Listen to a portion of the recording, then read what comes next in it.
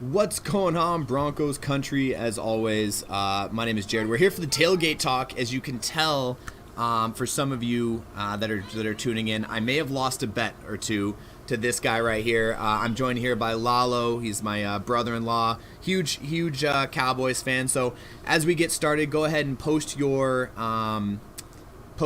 comments, questions, concerns, and we'll get right back to you after this.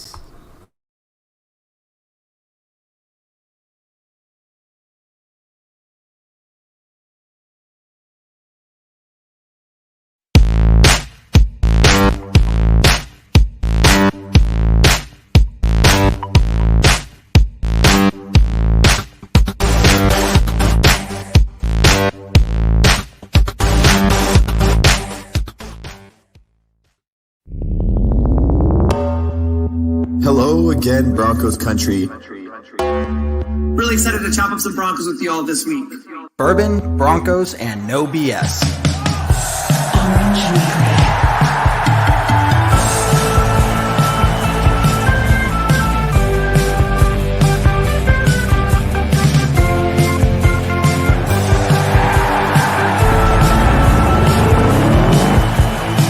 It is the time, your favorite time of the week. We're not for the Raiders, Chargers, or Chiefs. So grab your brews and your fantasy league. We got that blue and orange blood that you bleed. The most loyal fans there ever could be. We are that mile high Broncos country.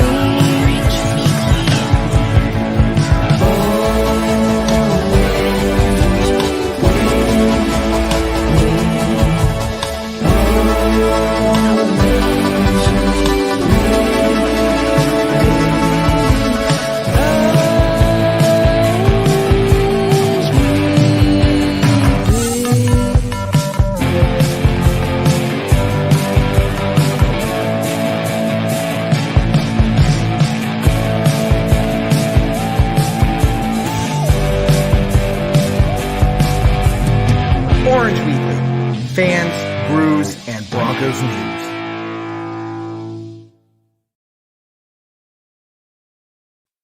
All right, good morning, Broncos country. Love to see you guys. Again, as you noticed, I may have lost a bet to this guy over here last year, which sucked because both of our teams were awful last year. The bet that we made earlier was if they have a better record than the Broncos did at the end of the year, I had to wear a jersey on one of the shows. And he just happens to choose the show that we're playing the Cowboys. So the best part about this is that I make good on my bets. And you don't have to lose yours at NFL.com. DraftKings Sportsbook, the official sports betting partner of the NFL, has you covered. If you bet just $5 right now with the promo code TPPN, you get $200 in free bets. It's an easy bet, but gotta take it. If Sportsbook is not available in your state yet, DraftKings won't leave you empty-handed. Everyone can play huge cash prizes all season long with daily fantasy sports content. Here's what I need you to do. You need to go download the DraftKings Sportsbook app right now, use promo code TPPN, and bet just $5 on any NFL team to win their game, and you win $200 in free bets. It's that easy with promo code TPPN this week at DraftKings.com, an official sports betting partner of the NFL. All right. Yes, I agree. It's better than a Chief or Raider jersey. I definitely appreciate that. I'm going to get to some of your comments right now. There's a couple big pieces of news going on right now in Broncos country that I think is super important. Actually, before we do that, let's bring Kev Dan in from the stadium. Hey, Kev, how you doing, man? What's up, man? How you guys doing? I love the fact that I can already see a bunch of Broncos fans in the stadium. How's it look right now? Yeah, no, it's great, man. I don't know if you can see, but there is a ton of orange in the stands already. Broncos fans everywhere, man. It's great. Yeah, that's so cool. I can see sitting behind you some Broncos fan. How's the feel of the game right now? How are you feeling so far about this game?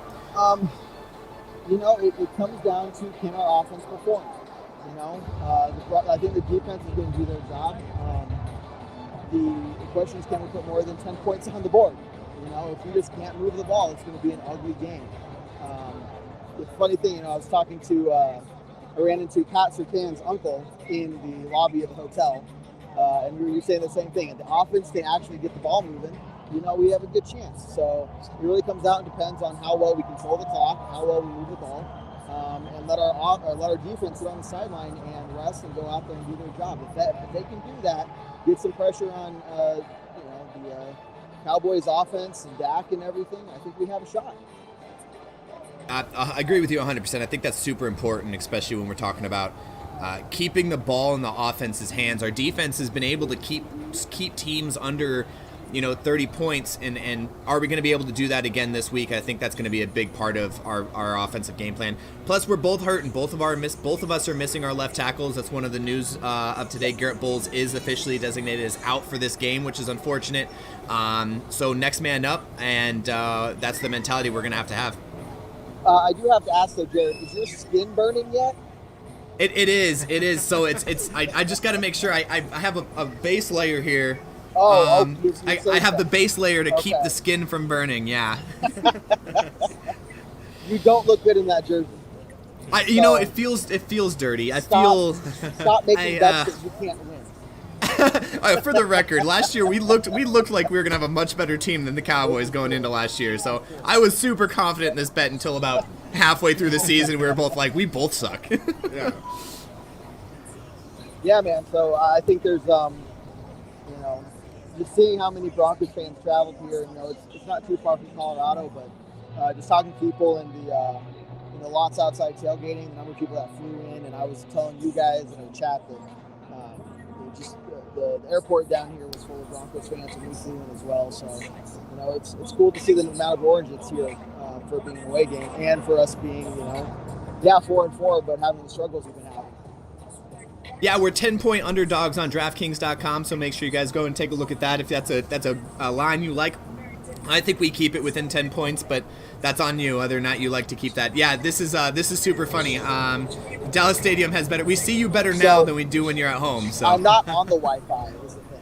Oh, I figured being AT&T Stadium, the AT&T signal should be pretty good. So. It's looking good. It's looking good. Yeah, I see all the features of you, man.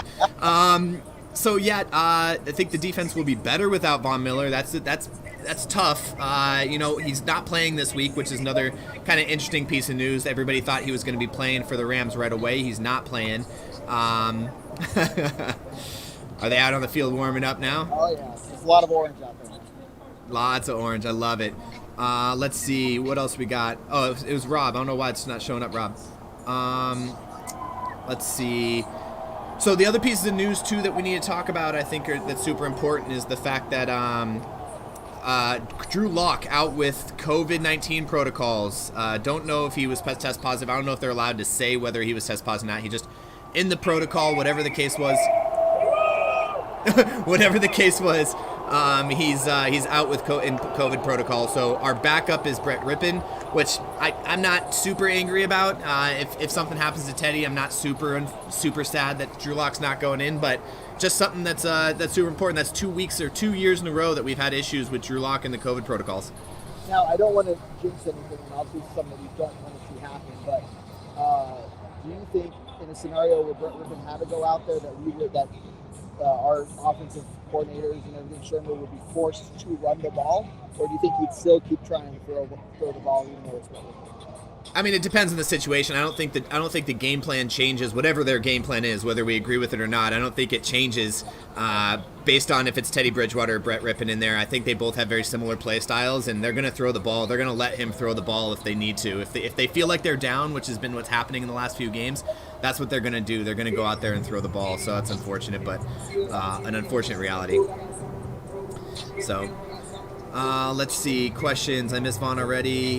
He was a close contact, it sounds like. Reed isn't playing. Let's see. Reed isn't playing. But Cooper and, the other guy on the outside, Cooper and Weatherly getting their starts today. I think that's going to be super important. I like Cooper. I like how he's playing. He's a rookie, so that's, he's going to have his rookie mistakes and stuff. It's all about being able to control Zeke. Ezekiel Elliott's out there. He's running very well right now, and if we can control him and make sure we're gap sound, I think that's going to be more important than getting to Dak. Let's see. If we don't get a pass rush, that's important. If we don't get a pass rush, Dak's going to sit back there and eat us up, which is unfortunate. Calvin Anderson's going to have trouble if that's who we're starting outside. I assume that's who's going to be starting left tackle in Garrett Bowles' position. So, yeah. Kevin, you doing all right? You just kind of chilling there. Everything all right? You just kind of watching in awe? players on the field. So. Yeah. I'm distracted. I love it. I'm like Broncos players. What? This is what, the 4th game that you've gone to so far? More than that. Okay. 5th. 5th. And what's our record when you go to games? About 50%. Okay. I was just making sure that we're not drawing lines here that we lose every game you go to. I just want to make sure we're on the same page. Air Force did lose yesterday, and I was at that game. So in it was overtime, close, that though. was an It interesting. was It overtime. was. Close. Yeah. There should be no reason that was in overtime. You should have won that game, but you know what? It is. And you know what? Tanner's Purdue taking down Michigan State. That's another big storyline. But yeah, let's Stern on the outside, Stern at the safety position blitzing. I do like that idea. If we can get him down there, we got to get the pressure. I think that's a big part on it. So yeah, other storylines that came out. Let's get your opinion on this. It looks like ESPN or NFL.com broke news that the Saints were asking about Teddy Bridgewater and asked the Broncos to trade for Teddy Bridgewater, and we said no. Right, we're holding on to our starting quarterback, and that's our guy. Which now this week, with the absence of Drew Lock and COVID protocols, because outside of the close contacts, it looks like it was a good call for this year. What do you think about the Saints and Broncos basically saying no to a trade to the Saints for Teddy Bridgewater? Right. So I think we're getting close to this point in the season where hopefully we start winning games. But if we keep on the path we're going, we're going to be in a position where we're going to start. It's basically going to be preseason games. We're going to be out of the playoffs. Why not start Drew Lock since we got him in? And we could have missed an opportunity there to get some draft picks. But at the end of the day, Fangio still sees Bridgewater as his best chance to keep his job next year. However, I think that is what is also going to be his downfall. You could look at it, you could say, well, Drew Lock probably would have done better, probably wouldn't have done better. I don't know. That's all, speculation at this point. And you can make your best guesses for what would have happened. But it makes sense, when your head coach says this is our number one guy. We're not out of it by any means. We are 4-4, and for a lot of teams, that means we're definitely. If you're a team that's 4-4 at this point in the season, you're definitely in the hunt. Looking at how we've been playing and the teams that we have yet to play, that's where I'm saying, are we really in the hunt though? Unless this team turns it around, especially on offense and the play calling. So, we saw with the Von Miller trade, definitely a big signal that George Payton is ready to hit the start over button. Blow it all up, but I don't think we're at the point to trade away Bridgewater yet. It just also shows that coaching staff, and I think everybody just doesn't want Drew Lock out there for whatever reason. So, a lot of different takes on that, I know, but it's just a very conflicting and complicated situation. Yeah, nope, 100%. John, welcome. Thanks for joining us. Somebody's asking if you become the new Jared on showing up. I was going to say there's a zero tolerance policy on Orange Weekly being late, but I know that'd be a little hypocritical. John, how you doing, man? Doing good. It is interesting to jump on seeing a Cowboys jersey and Kevin live streaming from Dallas Stadium. From the Dallas. I feel like I'm the only true fan here for a second. Kevin, you're wearing the wrong jersey today. I'm pretty sure they're wearing an orange, aren't they? They are wearing orange, yes. I did not travel with an orange jersey. So. Look at you. You came all prepared, and then they I throw you blend out in the last case minute. there's like a fight or something. I blend in though, so You it's blend possible in. There's orange, but I could still probably get away quietly. Kev, nobody has ever talked about you in that sense that you blend in. You don't know that. Maybe they have. It's happening. Yeah, John, we were talking real quick, and I want to get your opinion on this. The Teddy Bridgewater Saints calling up for Teddy Bridgewater, and the Broncos basically putting all their eggs in the basket of Teddy Bridgewater for the rest of the year. What do you think? Yeah, I've been going back and forth on this with Peyton and the moves he's made. I think even though everyone's saying that we're hitting the restart button after trading Vaughn, I think he is still not just accepting any trades that come at him. I think he's still only taking trades that he feels is good values.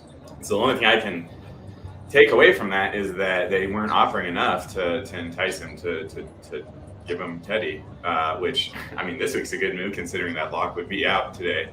and we'd probably be. Yeah. I don't know who our backup would be if we had to start. What's his name? The guy I can't even think of right now. Who's our backup today? Brett Rippon. Rippon. There we go. That's the name that was missing. But maybe we'd see Hidden as our backup if Rippon was playing today. Yeah, that'd be interesting. If that would have happened, if we would have accepted that trade, then he goes at quarterback, and you're right. Now Brett Rippon's our starter today if that does happen. So, oh man, it really is. And I think there was a little piece of it. So part of the thing that we didn't get to hear is what was being offered for Teddy. Was it like another 6th round for our starting quarterback? You know, that's kind of up in the air on what they were expecting. Maybe they were trying to give us Trevor Siemian back, and it was just going to be a 1-for-1. But. Yeah, so those are the big stories right now. Obviously, without Vaughn doesn't look like he's playing. I think last I saw, he's not playing for LA this week. As we keep an eye on Vaughn for the rest of the year and wish him nothing but the best of luck. If it was a third, I would have taken it. Chris, that's a good point. Yeah, I think a lot of it came down to what Peyton was expecting. So yeah, man, there's a lot of orange. There's a lot of orange and blue in that stadium, Kev. I'm telling you, man. Hey, gents, it's time for me to go get some beers and everything and get ready for the game. But just now, Kev, yeah, we've been doing tailgate for like an hour here. We're tailgating over here, so. Oh well, we had to like walk halfway across the stadium, which was mad rush. But anyway, well, I need to go get my drink on. All right, Kev. Thanks so much. Love it. We'll have a good time at the game. We'll keep you updated and talk soon. All right. Hey, Lalo, go Broncos, man. Go Broncos. There you go. Hey, notice that I got him wearing the Orange Weekly visor. Yeah, you know what? Nice. So that's fair. That's fair. he's team visor with us. Take care. So Jared, all right. Did you guys talk about our inactives for this week? We did. Mike Purcell being an inactive, I think, is a big one. We didn't really get to talk about him. Garrett Bowles, I think, was huge. I think that's a huge blow to us. But the fact that that's basically where we're sitting, is those two guys being our big inactives. With the absence of the left tackle of the Cowboys, what's his name? Tyron Smith? Tyron Smith. Being out as well. I think that holds well for both our rookie and Weatherly, both Cooper and Weatherly. So we'll see how that plays out. But, yeah, those are the inactives I saw. Is there anything on there that you wanted to touch on? Yeah, I was just going to bring up the Malik Reed inactive. I mean, that probably means we're going to see more rotation of Aaron Patrick as well. Just a lot of guys that weren't expected to be playing as much as they are for us this season that are going to be playing quite a bit. I mean, that's the story of our linebacking crew this season so far. So it's unfortunate. Like two of our starting 4 linebackers weren't on our team 3 weeks ago. Yeah.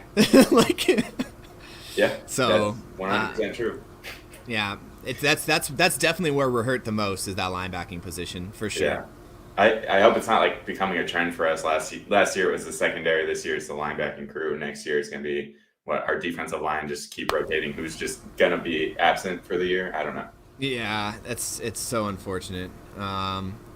Let's see. Rob calling me out. Vaughn looks like he's going to be a game time decision, so we don't know if he's going to be staying. Let's see what's going on with Johnson and the other good rookie safety. Are we talking about Stearns? Or what's Stearns will be playing. Jamar Johnson's a healthy scratch again. It's been kind of what they've been doing with him all year. So no game time for Jamar Johnson today, but Caden Stearns, I think we'll see a lot of him as we have recently. I think that Jamar Johnson keeping him on the active roster and making him healthy scratches there's strategic points to that, to make sure he's not on the practice squad, so nobody goes out and goes and gets him. So while we like him in the special teams, we obviously need to make room to make sure that we're good to go on game day with our 53. So he just becomes a healthy scratch. Yeah. Let's see. Which is not uncommon, by the way. That's normal for teams to do that, especially when we have Caden Stearns and PJ Locke still in there too. So let's see, Paul. Lots of safeties. Paul, thanks for the comment. We feel down at the moment, which is funny. We're 500 and we feel like we're doing terrible, and not terrible off in the AFC West. The Chargers aren't doing great. They start off hot and they lost last week too. Yeah. from England, from Sutton, Surrey, England. Love it. Thank you guys so much, Paul. Go Broncos. Hope we get the big W today. Start posting you guys' your score predictions here in the comments, and we'll get to them here in about 10 minutes as we talk through what we think is going to happen in this game. And then from the Cowboy fan over here, we'll see what he says about how he thinks this game's going to go. Something tells me I think all of us are on the same page on how we realistically think this game's going to go. No comment.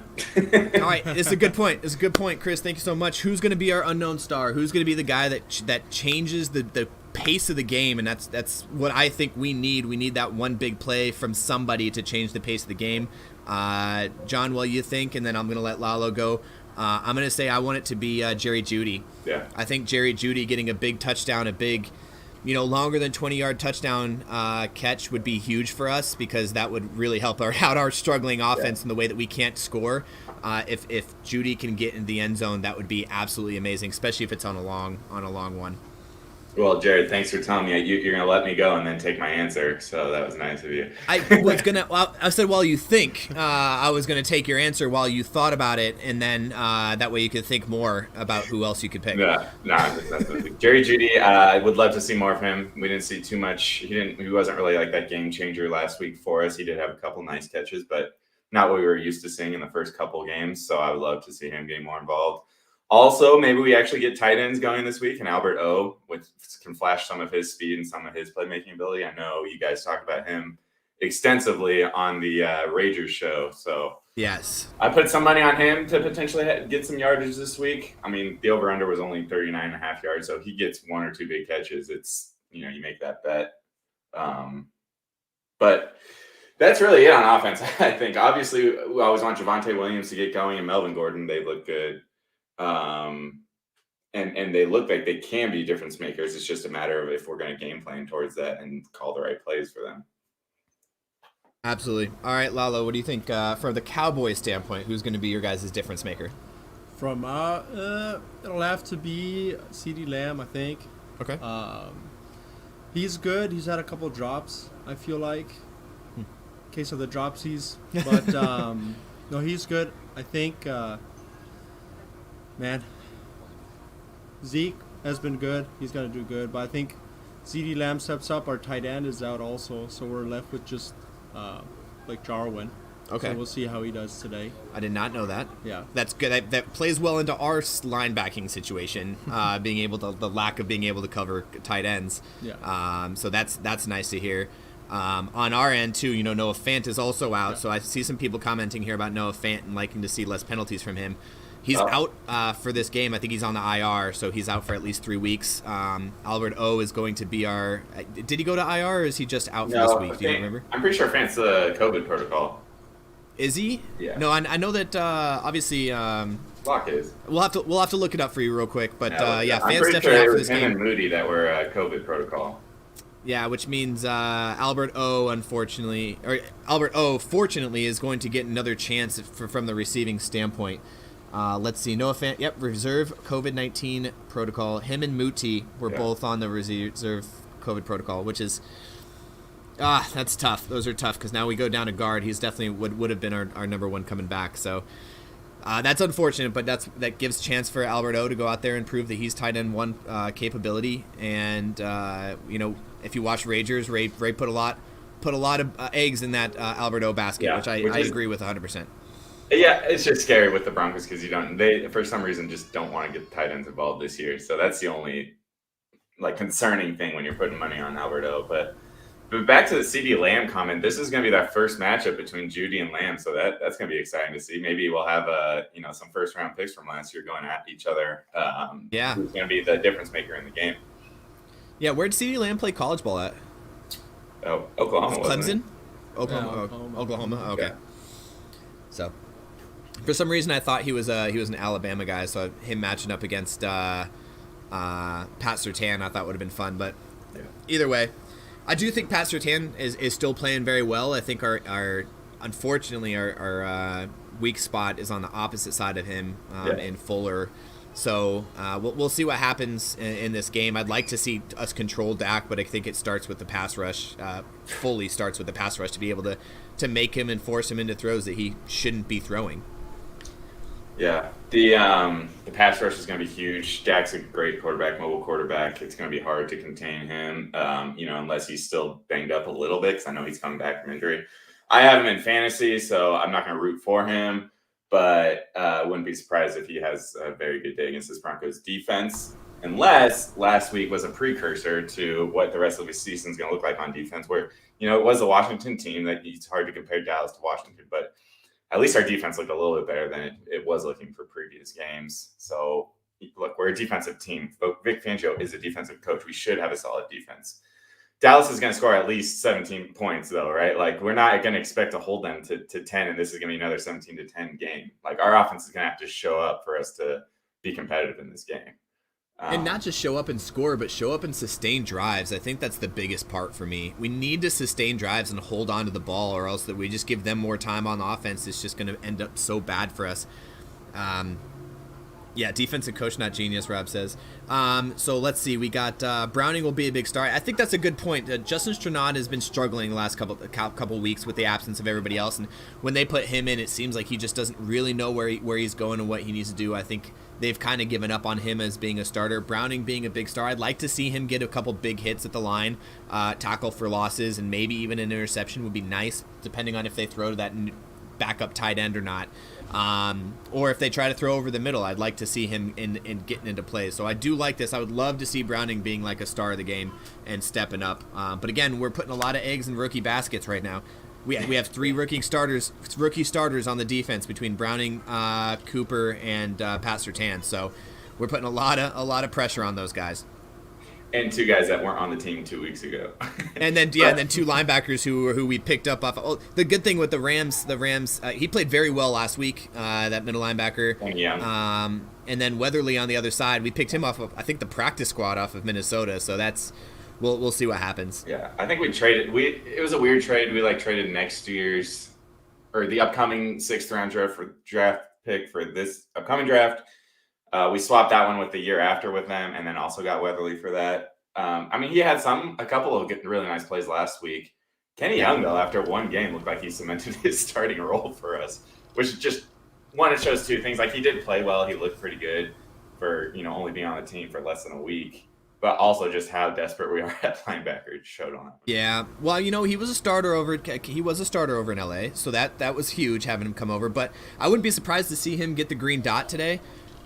Depending on how well, two games in with the team, he already looks like he's kind of our starter on that. He's our main guy on that defense right now. He's going to be the linchpin for this defense. So if it's not this week, I definitely by the end of this season see him getting that green dot and being the captain on that defense. That's true. I'm just a little bit scared. We know how the green dot's been going for us. We all know how the green dot's been passed around a lot. Yeah, at this point, it's not sticky anymore. Yeah. It's just been removed so many times. So. All right, keep your comments coming. We really appreciate you guys. Let's go ahead and let's start talking about score predictions and what we expect from our Broncos. Let's go something that Lalo asked me in the truck earlier this morning. Let's go realistic first, and then what we want to happen. Let's start with realistic. John, you want to start off with a realistic bet? Sure. Okay. Now, this is hard. Realistically, Dallas, I think, is getting over 20 points easily in this game. I might give our defense a little bit too much credit right now and say that we're going to hold them to 24 points. So realistically, and I'm not going to lie, I'd be shocked if we get 17 points again on offense. I'm hoping to be pleasantly surprised. So I'd go with a 24-17 scoreline. Now, what I want to happen, I'll probably stick with that 24 number and our offense actually show up. Somehow we're scoring 30 points in this game. Let's go hopeful 30-24. That's a good point. My realistic was right on yours, I think. I said 24-17 or like 28-21, something like that. Now, I shouldn't say 28-20.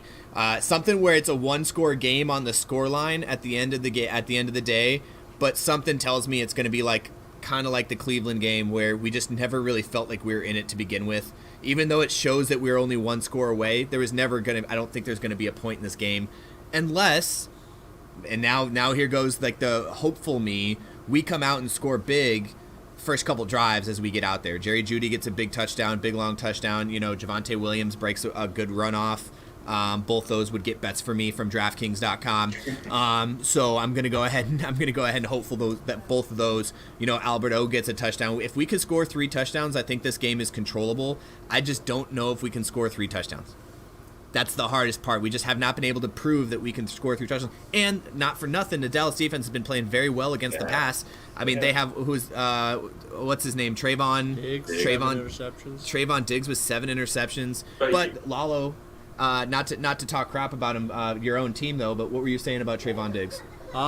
He bites a little hard on some routes. Sometimes he's a little overconfident. Or I shouldn't say overconfident. He's confident. So if you play your cards right, your running game is pretty good. I think you can get him to bite on a route or two where he breaks out big and Jeudy becomes your start of the game. And with Jerry Jeudy's route running, I think, a good hard cut to the inside to make him think he's going in and then getting upfield we might be able to take advantage of that. And then Micah Parsons. Go ahead. Wasn't Diggs dealing with an injury? Is he playing today? What's going on there?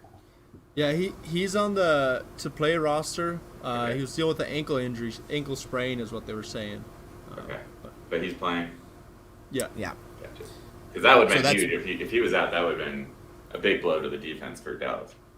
Yeah, so if we could score 3 touchdowns, we can get 21 points on the board. I think that we could finish this game 23-20 in our favor. Because I think if we put 21 points on the board, that means our defense is doing a pretty good job of holding them as well, and that means our offense doesn't have to hold on to the ball. So we'll see. I don't think either team scores over 25 points. It's hard to see, unless Dak Prescott comes out pissed that he hasn't been able to play the last couple of weeks and starts just bombing the ball all over it. But we'll see. Yeah, like I said, Anthony is a good point. I just hope the Broncos are competitive at this point. Yeah, right. Lalo, what's your score prediction? Okay, so I'm going to go same as you guys. Cowboys are going to get 24 points. But I'm going to add it should have been 27 because they're going to miss a field goal. Guaranteed. Where's that bet on DraftKings? We're going to have to find that one. I think the Broncos are going to stay around 13 points is what I'm thinking. But we'll see. That sounds realistic. That sounds... That was not going to surprise any of us. Yeah, honestly, if that happened, we'd all be sitting here like on Tuesday on the Tuesday show, just being like, "Yeah, okay, yeah, saw that coming." So, yeah, go ahead and post you guys. Make sure you guys are posting your scores. So we have a few here. 34-21 Dallas. Anthony, you're on the same page as us. You think that Dallas is going to run 30 points for Denver? David, love it. I would absolutely love to see 30-21 Denver win. If we get over 24 points this week, I'm going to be ecstatic. Like, just absolutely ecstatic if we could just get over 24 points. If we can get 3 touchdowns, I would love it. 21-24 Denver, that's what I was saying. Love it, Chris. That's my hopeful pick there, the 21-24. Keep posting your score predictions here as we get ready to close out the show. The game starts here in about 15 minutes. We got to make sure that we refill our drinks and get ready to watch the show. We are in beautiful Phoenix, Arizona, to watch the game with the family. And obviously, Kev's in Dallas watching the game at the stadium, and John is probably going to enjoy some quiet time with his family and watch the game. Well, depending on how well this game goes, quiet time with the family and watch the game, right? I don't know. Lately during games, it's been so bad that my wife's been taking naps, and she wakes up just in time for the fourth quarter. Sometimes we have a chance to be in the game by that point, so she gets the highlights really. So yeah, quiet to say the least until I start yelling at the TV, which is inevitably going to happen. And definitely, yeah, oh, absolutely, and most likely going to be curses towards the coaching staff if I had to guess somewhere. Yeah, 24-17. Thanks, Paul from England again. Thanks for joining us. I mean, what time is it there in England? You're gonna have to let us know. Like, is it later in the afternoon or is it early morning right now? I think it's early. I think you gain going to Europe and you lose coming back. Yeah, well, Paul, let us know what time it is. Thanks for joining us. 24-17. Again, realistically, I think that's a possibility. Again, if we could score 3 touchdowns, I think we're there. What? Your time zone knowledge is showing here. That was pretty funny. You think it's early in the morning there? Is it not? Like, my time zone knowledge... Okay, so here's a funny story. My time zone knowledge is so bad. So we're in Arizona, and you guys know that Arizona is the only state that doesn't do daylight savings. Yeah. So yesterday when I checked my clock, it said that the game was going to be at 10 o'clock. So I actually started the tailgate talk. I was about to start an hour and a half ago. I was ready to start the game thinking it was going to be a time, and then Kev had to call me and be like, "Hey man, don't start right now. We still got 2 hours till game time. You're pre-gaming way early." So it is nighttime. You're right. It's oops, my bad. Thanks for joining us, Paul. Appreciate it. You're you posted that comment. I was like, I guess we're gonna do a 2-hour tailgate, and I was like, maybe Jared's phones don't update for daylight savings. I don't know. I turned off the auto update. Yeah, I didn't realize. I forgot that you're in Arizona this week. So yeah, it's just so weird. I forget that Arizona's weird like that. They just don't do the daylight savings. So again, I checked yesterday and they were like, game's at 10 o'clock. I was like, cool, be there. And then this morning, everyone was like, you're weird. Like, what happened? Did your phone not update? Like, yeah. But is Arizona weird or is the rest of the country weird? That is a good point. I do wonder why we even have daylight savings anymore. I don't. We'll have to do some research in that and get back to you. But I doubt that's gonna happen. So yeah, let's wrap up last minute thoughts as we get ready to start. This game starts in here about 15 minutes. The game of the week is Aaron Rodgers-less Packers versus a 4-4 Kansas City Chiefs. It sounds like an awful game of the week to me, but. Anyways, last minute thoughts. We'll start with actually, Lalo, let's start with you. What are you expecting from this game? Last minute thoughts before we sign off. Last minute thoughts. I think turnover is going to be big. Whoever can get most turnovers, pressure is going to be huge. For Broncos, if you can get the run game going, clearly a weakness for the Cowboys. So if you can get the run game going, it opens up a lot of things. So that's where the score is going to come in. If we can shut that down, it's going to be a low-scoring game for you guys. If not, who knows? Hearing the weakness and their weakness in the defense is the run game sounds awful for us because for some reason we can't stick to the run game. So we're gonna go down by a score and then completely abandon the run game for the rest of the game. So we hopefully Shermer's learning lessons here, and we are proven wrong, and we have 200-yard rushers this week, but I'm not holding my breath on that. I agree with you. I think the turnover differential is going to be huge, and again, I think it's sustaining drives for the Broncos. If we 3 and outs, 5 and outs, I think we're screwed. If we can't sustain drives of longer than 5 plays, then there's no way we're going to win this game. And that's really what it comes down to. Our offense really has to step up. Yeah. And I'd love to see our run game get going, but I've been fooled too many times by this coaching staff to believe that that's even a possibility at this point. Couple of things. Really, I'm not excited. I'm interested to see how Calvin Anderson does. I hope he can fill in nicely. That'll be interesting to see. And then the more I think about it, the more I'm liking this the competition that's going to go on between Judy and CeeDee Lamb. I hope that's competitive. I obviously hope Judy comes out on top in the numbers for that one. Yeah. Yeah, because that was a big debate when we picked up Judy, because it was those two were the top 2 wide receivers in the draft that year, and them and then that's right, because then Henry Ruggs got chosen before all of them when he was supposed to be like the 3rd or 4th. We're not even going to get into that subject. No. But yeah, you're right. I think that's going to be interesting to watch to see how that turns out. Well, and I was so excited when the Broncos picked because both those guys were there, and it felt like a home run either way. I think Dallas got a steal. It's like a position they didn't even need, and they're like, we can't pass this up. I feel like that's kind of how they played the Pat Surtain pick this year. They're like, a guy we didn't think that was going to be here. We just couldn't pass up on him, even though we didn't need him, but we saw him there, and it was like, we have to. Now, in hindsight, looks like a pretty damn good move.